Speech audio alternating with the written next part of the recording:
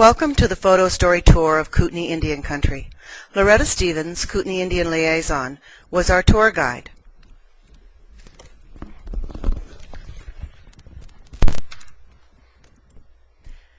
Our first stop, Blackwell Flats. Blackwell Flats, or half circle of river, is by the area of Akii. Half circle of river was a spring encampment for the Kootenai. They fished and gathered berries here.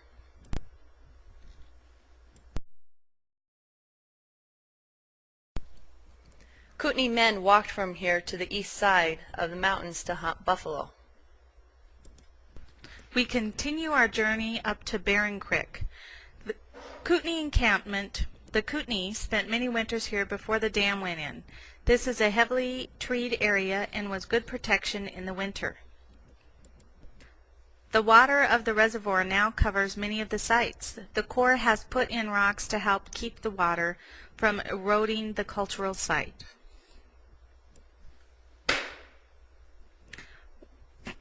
We look at the big quick pictographs next. Some of the pictographs look like tally marks, but Loretta does not know what or if they were counting. Damage has been done. One man chopped out a big piece of rock and someone had drawn on the rocks with crayon. There's Loretta showing her disgust over the defacing of the prehistoric pictographs. Loretta defined a prehistoric as older than 50 years old. Funny enough, this would include many members of our party. After a delightful lunch at the Rexford Bar and Grill, we moved on forward to Rexford for the Rexford Bench. This is another area where the Kootenai people often camped. The river was quite a distance from the camp. There are 7 bands of Kootenai. 5 live in Canada, 2 on the Flathead Reservation, and 1 in Bonners Ferry. Tobacco Plains. This area is north of Eureka on Highway 93. Grave Creek was a huge camp with several families, both upper and lower Kootenai, that hunted, fished, and gathered. They grew the tobacco in this very rich soil area. Loretta was not specific about the actual site. They used the tobacco only for ceremonies, and it was also a valuable trade item. This information is from oral history only.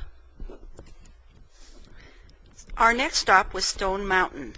A pictograph is on the opposite side of the road from Stone Mountain, down towards Lake Kootenai. It has been protected with mesh wire due to possible graffiti. The pictograph can't be seen from the road, so it's hard for the tribe to monitor, thus the wire. Rock climbers were putting in pegs near the pictograph, not realizing it was there. They have stopped this practice now. Hopefully this pictograph will remain undamaged for future generations. At the headwaters of Orland Creek was a huge encampment where the whole tribe hunted and fished on the Kootenai. The river was quite a distance from the camp. They hunted bighorn sheep, elk, moose, and deer. This was probably a winter camp, as it was set way back on the protected spot.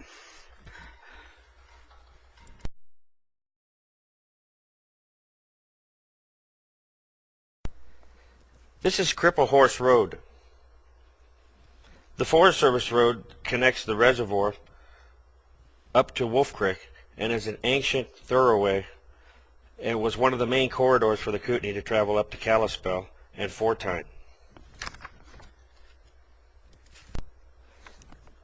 I always heard there was a waterfall up Cripple Horse where the fishing was good, but had never seen it.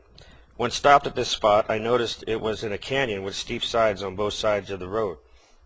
Next to the road was this small waterfall-like area. I wondered if this was it. Our last stop of the day was at Alexander Creek. This is just below the dam. Loretta said this was said very little about this campsite except that it was a very important site to the Kootenai Indians. We had a wonderful day out in the spring sunshine. We want to say thank you to Loretta for sharing her story.